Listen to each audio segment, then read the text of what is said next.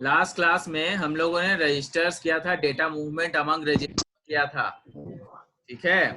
और data movement among registers तो हमने किया ही था। एक बार we'll just go through the syllabus, और मैं अभी सिलेबस आपका निकाल देता हूँ एक सेकंड में। First I will share you the screen. ये देखिए मैंने स्क्रीन शेयर कर दिया है, और ये स्क्रीन शेयरिंग में मैंने देखिएगा कि क्या क्या हमने सिलेबस में खत्म किया हुआ है। आप लोग please do not take COA easy, उसको इजी में मत लीजिए। इजी में लीजिएगा फिर आपको प्रॉब्लम होगी, परेशानी होगी। पढ़ना तो है ही, आज पढ़िए चाहे कल पढ़िए, तो उसको why shouldn't we do it today. हम लोग जो है आज ही उसको कर लें, धीरे धीरे काम चलता जाएगा, काम होता जाएगा, तो हमारे ही लिए आसानी होगी ना। देखिए I am sharing you the, ये देखिए शेयर स्क्रीन शेयर किया हुआ है। ये आपका सिलेबस है ना, आपका syllabus. I hope you are able to visualise.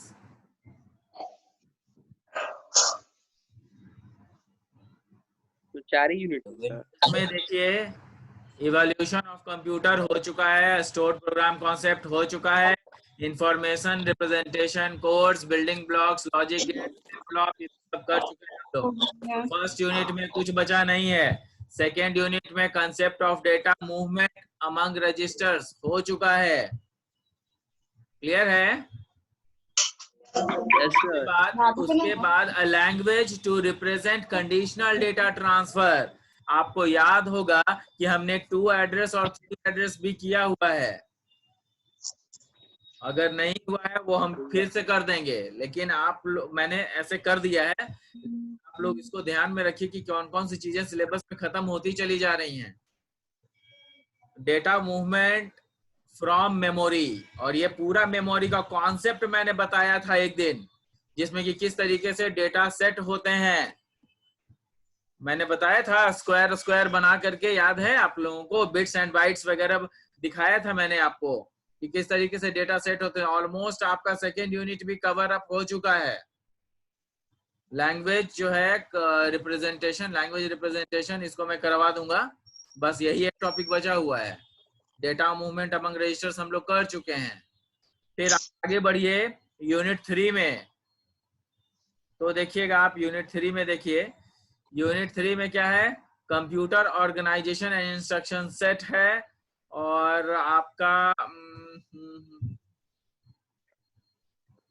Concept of interrupt ये सब नहीं हुआ है।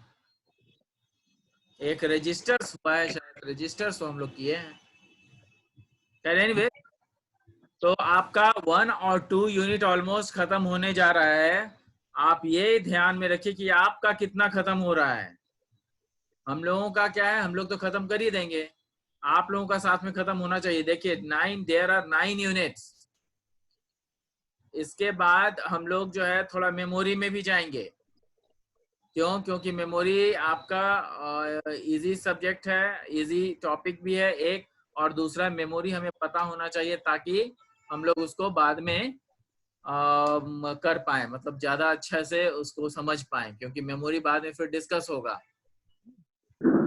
पर से किस तरीके से।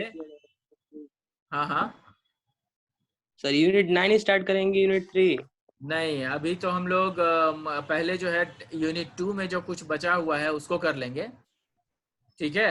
और यूनिट 2 में बस एक ही टॉपिक बचा हुआ है, उसको हम लोग कर लेंगे। उसके बाद फिर जो है हम लोग यूनिट 3 में देख लेते हैं। यूनिट 3 में जाने से पहले मैं सोच रहा हूँ यूनिट 9 कर लूंगा, क्योंकि मेमोरी आपका ज्यादा बेटर होगा अगर पहले हम लोग मेमोरी समझ जाते हैं, और उसके बाद ये समझें कि हमारा सिंपल जो प्रोसेसर है वो कैसे काम करेगा, क्योंकि वो जितने भी प्रोसेसर यूज होते हैं वो सब के सब यूटिलाइज करते हैं मेमोरी को। तो the concept of should be finished first, वो हम लोग सबसे पहले करेंगे। तो आप लोग ये ध्यान रखिएगा कि हम लोगों का सब हुआ पड़ा जा रहा है और आप लोगों का कुछ हो नहीं रहा है। तो इन द टेस्ट आप लोग जो है ये ध्यान रखें कि टेस्ट में आप लोग अच्छा करेंगे। टेस्ट में ले लूंगा संडे को, ठीक है, सॉरी सैटरडे को मैं ले लूंगा टेस्ट। तो उसके लिए be prepared everyone. Now I am sharing you the screen, जो मैंने कर लिया था, हम लोग सिस्टम क्लॉक कर रहे थे। यहाँ पे देखिएगा कि जो सिस्टम क्लॉक है आपका ALU कंट्रोल यूनिट, जो आपका सिस्टम 2 काइंड्स ऑफ रजिस्टर्स वगैरह कर लिए थे, ALU कर लिए थे, सिस्टम क्लॉक कर लिए थे। अब हम लोग सिस्टम क्लॉक्स में दो चीजें हम लोगों ने देखा था कि how in order to regulate the control unit, how the control unit faces the problem। Control unit को अगर कोई काम करना है तो वो कभी भी कर देगा, ऐसा नहीं है। क्यों ऐसा नहीं है? क्योंकि कभी भी काम कर देना ये कहीं से भी आपका प्रॉब्लम क्रिएट करता है, तो ये चीजें पॉसिबल नहीं हो सकती है। मतलब अगर आप लोगों को काम करवाना है तो ऑब्वियसली आपका जो सिस्टम क्लॉक है वो विद इन टाइम आपका काम कंप्लीट करने में सक्षम करवाता है। तो किसी भी पर्टिकुलर इंस्ट्रक्शन को किस तरीके से काम दिया जाता है वो आपको सिस्टम क्लॉक बताता है। और ये सिस्टम क्लॉक जो है एक होता है कि सिस्टम क्लॉक के ऊपर सिस्टम क्लॉक का परफॉर्मेंस चेक होने के लिए भी जो है क्लॉक परफॉर्मेंस बेस्ड एक पल्सेस वगैरह होते हैं। देखिए यहाँ पे मैंने लिखा है clock performance is based on the number of pulses per second or its megahertz। This is misleading specification। कहने का मतलब ये है कि जो आपका क्लॉक परफॉर्मेंस है, it is based on the number of things which you discover। if you are able to discover that your instruction has been framed in such a way that the instruction has been framed and has been executed in such a way that it has been finished within time। कहने का मतलब कि आपका जो time के अंदर जो आपका काम है अगर वो हो रहा है तो उससे बढ़िया चीज नहीं हो सकता है। क्यों? क्योंकि आपका जितना इंस्ट्रक्शन है, जितने भी नंबर ऑफ इंस्ट्रक्शन है, सब के लिए अलग अलग टाइम स्लॉट्स होते हैं और उस टाइम स्लॉट्स को करने के लिए हमारे पास टाइम सिस्टम क्लॉक होता है जो कि उस पर नजर रखता है कि how the things are going to compare, how the things are going to be placed. अब यहाँ पे देखिए कंपेयरिंग क्लॉक्स है, तो यहाँ पे हम लोग देखेंगे it is difficult to compute CPU performance. तो CPU का जो परफॉर्मेंस है वो चेक करना ये एक डिफिकल्ट टास्क है। कैसे डिफिकल्ट है? क्योंकि आपको केवल और केवल स्पीड पे ही आपको कॉन्सेंट्रेट रहना होगा। तो it is difficult to compute CPU performance just by comparing clock speed। You must also consider how many clock cycles it takes to execute one instruction। एक इंस्ट्रक्शन को एग्जीक्यूट होने में कितना क्लॉक साइकिल लगता है। How fast the memory is, इस पे भी डिपेंड करता है कि मेमोरी कितना फास्ट है और मेमोरी के साथ जो डेटा मूवमेंट हो रहा है वो कितना फास्ट हो रहा है। तो हम लोग ये सब काम होता है एक साथ और हम लोग केवल प्रोसेसर को इसके लिए नहीं कह सकते कि भैया प्रोसेसर तुमने इतना समय लगा दिया, नहीं कह सकते। क्यों? क्योंकि प्रोसेसर को जब इंस्ट्रक्शंस आते हैं तो वो इंस्ट्रक्शंस मेमोरी के द्वारा दिए जाते हैं और वो जो मेमोरी होते हैं वो मेमोरी में डेटा जब फेच होता है तो डेटा फेच होने के समय में काफी सारी चीजें होती है जिसके कारण मेमोरी के कारण भी आपका इंस्ट्रक्शन स्लो हो जाता है। तो आपका पहला इंस्ट्रक्शन का कुछ पार्ट चला गया CPU को, बाकी का जो इंस्ट्रक्शन का जो सेकंड पार्ट है वो अभी तक CPU को आया ही नहीं, मतलब प्रोसेसर को आया ही नहीं, तो वो काम कैसे करेगा? तो वी कैन नॉट, या इसीलिए कहा गया है कि that it is difficult to compute CPU performance just by comparing the clock of the speed clock या क्लॉक स्पीड। तो यहाँ पर ये सब चीजें देखा जाता है कि मेमोरी कितना फास्ट है, बस कितना फास्ट है। बस मतलब through which the wires are connected, तो उसको बस कहते हैं। ठीक है, अब यहाँ पे देखिए in addition there are different clocks in the computer. Computer में बहुत सारे क्लॉक्स होते हैं। अब ये clocks the control unit and the whole CPU are governed by the system clock. जो कंट्रोल यूनिट है या सीपीयू है उसको गवर्न करने के लिए हमारे पास अलग सिस्टम क्लॉक होते हैं। देयर इज यूजुअली अ बस क्लॉक, एक बस क्लॉक अलग से होता है। बस क्लॉक क्या करता है? That regulates the slower buses. जो बसेस स्लो हैं, बसेस का मतलब होता है वायर्स, जो कनेक्टिविटी है जिसके थ्रू डेटा ट्रांसफर किया जाता है। तो बस क्लॉक क्या करता है कि जो बस मतलब जो वायर्स स्लो हैं उनका काम जो है वो सही से कर पाता है, उसको जो है आपको सही से डायरेक्शन देता है और उसको मतलब सही टाइम पे अपना काम करने के लिए प्रेरित करता है। तो these are the things which we have to study in clocks. आगे देखिए, अब हम लोग बस में जा रहे हैं। Now what are बस? बस हम लोग पहले भी पढ़ चुके हैं कि बस क्या होते हैं, डेटा बस, कंट्रोल बस, ये सब था ना। तो वो वही बस है यहाँ पे। अब यहाँ पे हम लोग देखेंगे कि बस में कौन कौन सी चीजें हैं। एक बार फिर से देख लीजिए। System bus connects the CPU to memory.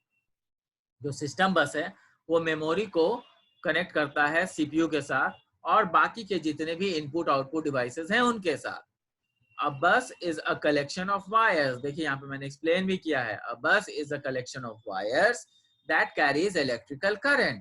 वो इलेक्ट्रिकल करंट को ले जाता है। The current is the information being passed between components. जो करंट है वही आपको इंफॉर्मेशन देता है। जो करंट है वो आपको क्या देता है? वो इंफॉर्मेशन देता है और उसी करंट के थ्रू ही आपका सारा इंफॉर्मेशन जाता है। The current is the information being passed between the components.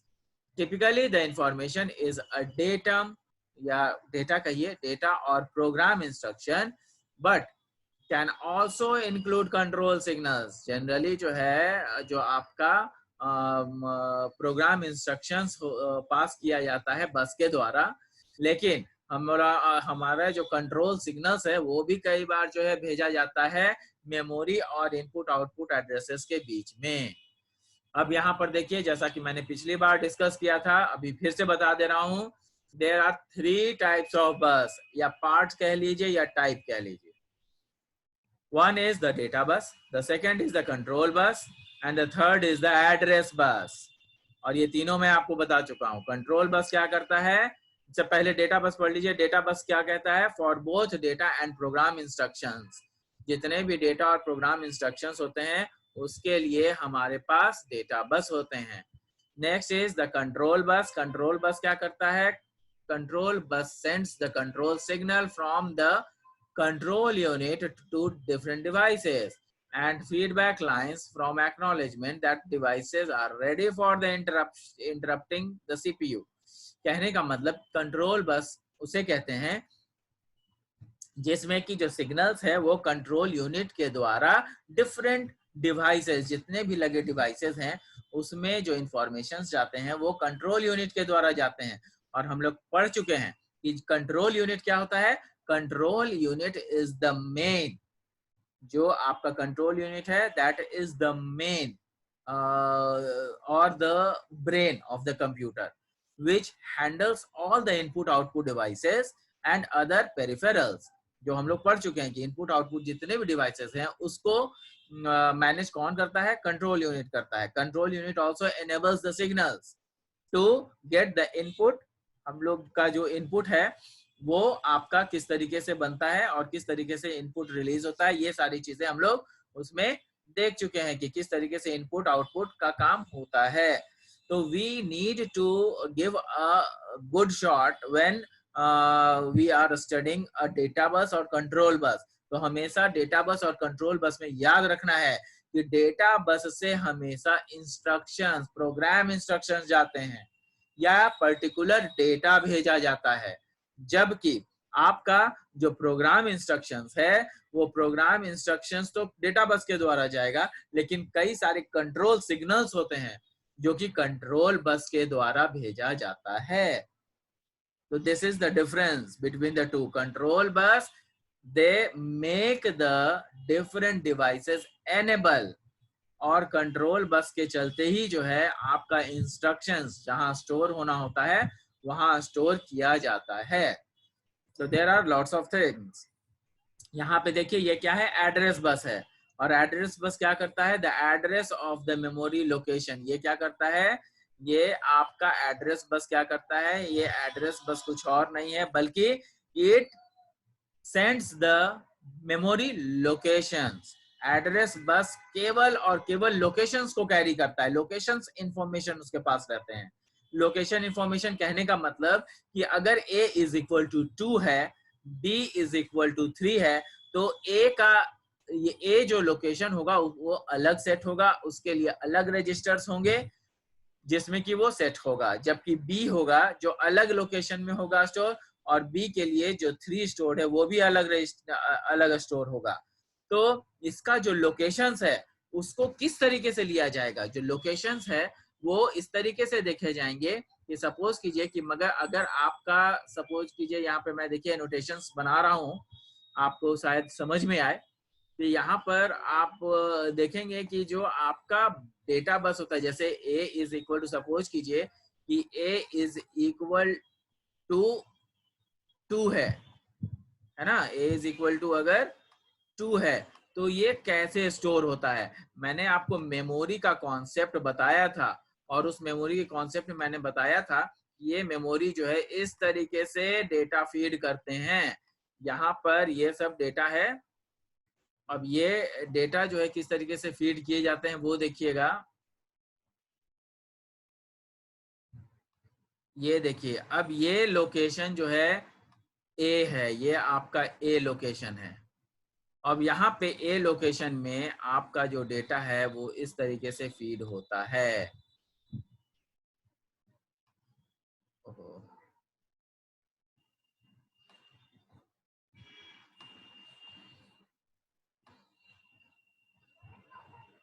ये देखिए ये आपका ए है, और यहाँ पे अगर 2 स्टोर करना होगा, a इज इक्वल टू 2 है हमारे पास, तो ये 2 स्टोर कैसे होगा, 2 यहाँ पे देखिए ये 0 बिट हो गया, ये 1 बिट हो गया, ये 2 बिट हो गया, ये तीसरा बिट, चौथा बिट, पांचवा बिट, छठा बिट, और एक और हो जाएगा ऐसा, ये आपका 6-7 बिट हो जाएगा। तो टोटल 7 बिट हो जाएगा, मतलब 0 लगा करके टोटल 8 बिट हो जाएंगे, है ना, 0 लगा करके टोटल 8 बिट हो जाएंगे। यहाँ पे जो स्टोर होगा वो होगा 0 0 0, तो सब में 0 0 जाएगा, लेकिन 2 का जो बाइनरी नंबर होता है वो 1 0 होता है, जो लास्ट में ये 7th बिट है, और ये लास्ट में 1 0 के रूप में स्टोर होगा। तो ये आपका टोटल एक जो बाइनरी नंबर है वो सेट हुआ है, और ये बाइनरी नंबर कहाँ सेट हुआ है, तो लोकेशन ए में सेट हुआ है, और इस लोकेशन ए का कोई ना कोई रजिस्टर होगा। तो ये रजिस्टर मान लीजिए कि ये R1 है, तो R1 will be the location या लोकेशन, जो कि कैसे मूव होगा, वो एड्रेस बस के द्वारा मूव होगा। यहाँ पे मैंने लिखा हुआ है कि address bus, the address memory location device that it performs the given data movement operations। तो यहाँ पर ये सब सारी चीजें है। तो इसमें जो है एक चीज और है कि आपका यस इरशाद आलम, जो भी आपको बोलना है वो आप लोग मैसेज में पुट कर दीजिए, so that I can answer you, ठीक है। अब इसमें देखिएगा कि अब यहाँ पर एडिशनल कंप्यूटर्स, यहाँ पे देखिए क्या है, एडिशनल कंप्यूटर्स में मल्टीपल बसेस, में हैव मल्टीपल बसेस, कहने का मतलब कि जो कुछ और ऐसे भी बसेस होते हैं जो कि एडिशनली पुट किए जाते हैं कंप्यूटर्स में। तो वो क्या क्या होते हैं, तो वो होता है आपका यहाँ पे देखिएगा लोकल बस, यहाँ पे है आपका ये देखिए लोकल बस, सिस्टम बस, और एक्सपेंशन और इनपुट आउटपुट बस। लोकल बस क्या होता है, that connects registers ALU and control unit together. System bus क्या होता है, that connects CPU to the main memory. और एक्सपेंशन क्या होता है, connects the system bus into input output devices. तो there are lots of things which has to be explained. अब यहाँ पे देखिएगा कि जो मैंने आपको ये कॉन्सेप्ट बताया है, ये मेमोरी का कॉन्सेप्ट है, यही मैंने इसी के बारे में बात कर रहा था कि जो मेमोरी की में जो मूवमेंट होते हैं वो ये हैं। तो please do remember that you have to read a lot of things. अब आगे हम लोग बढ़ते हैं। ये देखिए द सिस्टम बस, ये जो सिस्टम बस है वो किस तरीके से काम करता है। तो आपको ये दिख रहा है, here we have seen the bus in more detail. The CPU connects to the bus through pins. The bus is on the motherboard inside the system unit. तो ये देखिएगा कि आगे के और चैप्टर्स हैं उसमें भी बस पढ़ाया गया है। तो जो आगे के चैप्टर्स बस में जो बस है उसको मैं यहीं पे डील कर दे रहा हूं ताकि you should not have any problem you further. अब यहाँ पे देखिएगा कि यहाँ पे ये देखिए कि जो आपका बस है उसमें जो सिस्टम बस होता है वो सिस्टम बस यहाँ पर आपको शो किया गया है। और सिस्टम बस में यहाँ पे देखिए कि ये सीपीयू है आपका, and that has been connected through all the control through all the 3 types of buses. यहाँ पे देखिए ये एड्रेस बस भी है, डेटा बस भी है, कंट्रोल बस भी है। और किससे कनेक्टेड है? ऑब्वियसली मेमोरी से कनेक्टेड है। तो there are lot of things यहाँ पर ये देखने को मिल रहा है कि हमारे पास जो सीपीयू है वो कनेक्ट करता है बस को पिंस के साथ। यहाँ पे कहा गया है जो प्रोसेसर हैं वो कैसे कनेक्ट करते हैं, वो मेमोरी को पिंस के साथ कनेक्ट करते हैं। The CPU connects to the bus through pins. The bus is on the motherboard inside the system unit. जो मदरबोर्ड होता है उसमें ये बस लगे होते हैं। Main memory connects to the bus through pins. Main memory है वो भी पिंस के थ्रू कनेक्शन होता है। The input output subsystem connects to the bus through the expansion bus. जो आपका एक्सपेंशन बसेस हैं वो सारे एक्सपेंशन बसेस जो है इनपुट आउटपुट सब सिस्टम के जरिए जो है हम लोग कनेक्ट कर पाते हैं। द बस कैरीज 3 टाइप्स ऑफ इंफॉर्मेशन। जो आपको मैंने बताया था कि द बस का कितने टाइप के इंफॉर्मेशन लेते हैं, 3 टाइप के होते हैं। एक एड्रेस बस, 3 टाइप के आपके बस होते हैं, ये जो कंट्रोल बस, डेटा बस और एड्रेस बस। यहाँ पर क्या क्या कैरी करता है, तो एक है कि एड्रेस कैरी करता है, दूसरा है कि कंट्रोल इंफॉर्मेशन करता है, और तीसरा है कि लोकेशन करता है। तो ये सब चीजें हम लोगों ने कर लिया है। अब देखिए बस कनेक्ट्स 2 टाइप्स ऑफ डिवाइसेस। एक होता है जो कि मास्टर है। इसमें क्या होता है कि आपका जो मास्टर एंड स्लेव्स का जो कॉन्सेप्ट है वो इसमें डाला गया है। तो master those devices that can initiate request CPU some input output devices. दूसरा slaves those devices that only responds to request to the master. तो 2 तरह के बसेस होते हैं जो कनेक्ट किए जाते हैं। एक होता है मास्टर, दूसरा होता है स्लेव्स। तो मास्टर जो कि इनिशिएट करता है रिक्वेस्ट, जैसे सीपीयू के द्वारा रिक्वेस्ट इनिशिएट हुआ, किसके लिए? इनपुट आउटपुट डिवाइसेस के लिए। वहीं पर दूसरे जगह पे स्लेव्स होते हैं। स्लेव्स मतलब उसके अंडर में जो काम कर रहे होते हैं। तो ये दोज इनको उन डिवाइसेस को कहा जाता है those devices that only responds to request from master. कहता है कि वो तब तक काम नहीं करते हैं जब तक उनके मास्टर के द्वारा उनके पास कोई भी विकल्प या फिर ऑप्शंस नहीं आता है, या फिर कोई इंस्ट्रक्शंस उनके मास्टर्स के द्वारा नहीं आता है। यहाँ पे देखिए पॉइंट टू पॉइंट बसेस हैं और point two multi point buses हैं। यहाँ पर देखिए ध्यान से, ये सीरियल पोर्ट है जिसमें कि आपका सीरियल पोर्ट मॉडेम के साथ लगा हुआ है। ये ALU है जो कि कंट्रोल यूनिट के साथ लगा हुआ है। और ये पॉइंट टू पॉइंट बसेस हैं, मतलब हर एक बिट अलग अलग बिट जो है अलग अलग वायर्स के साथ जुड़ा हुआ है। जबकि यहाँ पे देखिए मल्टी पॉइंट नेटवर्क है, इसमें प्रिंटर अलग एडेड है, ये कंप्यूटर दूसरे कंप्यूटर के साथ अलग एडेड है, ये अलग एडेड है। तो ये सब जो है मल्टी पॉइंट नेटवर्क है। और उसी का जब एक्सपेंशन करते हैं तो देखिए यहाँ पे सीपीयू लगा हुआ है, ये मेमोरी लगा हुआ है, डिस्क कंट्रोलर लगा हुआ है। तो इस तरह की चीजें हैं यहाँ पे। सम बसेज आर डेडिकेटेड। कुछ बसेज ऐसे भी होते हैं जो डेडिकेटेड बसेज होते हैं। वो क्या करते हैं? The bus directly connects to devices. 2 devices को डायरेक्टली कनेक्ट करता है। कैसे कनेक्ट करता है? पॉइंट टू पॉइंट बस में, और उसके बाद फिर डायरेक्टली कनेक्ट हम लोग जो है पॉइंट टू मल्टी पॉइंट भी कर सकते हैं, लेकिन यहाँ पर आपको दिया हुआ है कि the bus directly connects to devices point to point bus. जब डायरेक्टली कनेक्शन होता है तो पॉइंट टू पॉइंट बसेस के द्वारा ही हो सकता है। Most buses connect multiple components, बहुत सारे ऐसे बसेस भी हैं जो मल्टीपल कंपोनेंट्स को कनेक्ट करते हैं, जिसको कि कॉमन पाथ और मल्टी पॉइंट कहते हैं। अब यहाँ पे देखिएगा कि बस का इंटरैक्शंस है, बस का इंटरैक्शन किसके किसके साथ हो रहा है वो यहाँ पे दिया गया है। Except for point to point buses we have to worry about who gets to use the बस।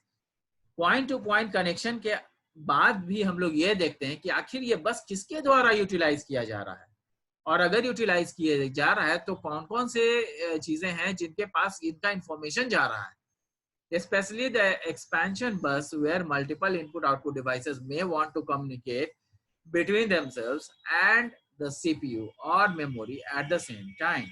We need to form of bus arbitration. अब यहाँ पे देखिए, यहाँ पे क्या होता है कि जो CPU होते हैं वो कई बार कई तरीके से इंटरैक्ट करने की कोशिश करते हैं, तो वहाँ पे कौन सा बस लगेगा वो डिसाइड करना होता है।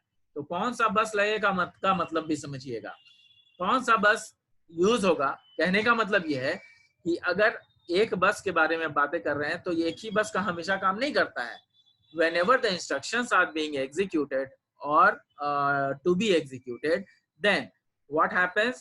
All the three different buses are able to coordinate within themselves. किसको डेटा भेजना है वो डेटा बस इस्तेमाल करेगा, जिसको लोकेशन भेजना है वो एड्रेस बस इस्तेमाल करेगा, जिसको इसके लिए सिग्नल्स आएगा कंट्रोल के थ्रू तो वो कंट्रोल बस इस्तेमाल करेगा। So there are various things which has been discovered over here. ये सब आपको ध्यान में रखना है। तो हम लोगों ने क्या किया है, बस इंटरैक्शन कर लिया, हम लोगों ने बसेस के साथ किस तरीके से डिफरेंट डिवाइसेस कनेक्ट होते हैं, पॉइंट टू पॉइंट होते हैं, पॉइंट टू मल्टी पॉइंट होते हैं, या मल्टी पॉइंट को किस तरीके से एक्सपैंड होता है, ये हमने कर लिया। सिस्टम बस कर लिया हमने। फिर उसके बाद हमने जो बसेस हैं उसको किया है द बस, कि बस किस तरीके से काम करते हैं। फिर उसके बाद हमने क्लॉक्स को कंपेयर किया है कि किस तरीके से क्लॉक किस किस चीज के लिए काम करते हैं। तो there are lots of things which has been done. तो ये आप हमेशा ध्यान रखेंगे कि एएलयू और कंट्रोल यूनिट के बीच तो जो सिस्टम क्लॉक होते हैं वो सिस्टम क्लॉक कई तरह के होते हैं जिसको कि कंपेयर किया जाता है, और हमेशा कंट्रोलिंग के लिए अलग और प्रोसेसर के लिए अलग इस्तेमाल किए जाते हैं। तो hope I am clear to everyone. If you want to take the screenshots, you can take the screenshots and you can make the notes. आपको notes बनाने चाहिए, और आप लोग बिल्कुल भी पढ़ाई में कोताही न बरतें। आप लोगों के सामने एग्जाम्स आ रहे हैं और तुरंत ही आपका ये सेमेस्टर खत्म हो जाएगा। Please be sure that you should be able to complete your classes. जो हम लोग क्लास में करते हैं उस क्लास को कंप्लीट करते रहिए, और क्लासेस को कंप्लीट करने के साथ साथ उसके नोट्स भी बनाते जाइए। और इसी के साथ मैं आपका क्लास आज का खत्म करता हूं। अगले क्लास में इनपुट आउटपुट सब सिस्टम्स वगैरह करेंगे, ठीक है। Anybody who has any problem you can ask. Sir ये पीपीटी ग्रुप में अवेलेबल है? यस, पहले के ग्रुप में भी अवेलेबल है, अभी वाले ग्रुप में अवेलेबल नहीं है। ये आपको क्लासरूम में मिलेगा, ये आपको क्लासरूम में मिलेगा। भानु प्रताप, आपको ये पीपीटी आपके क्लासरूम में मिल जाएगा।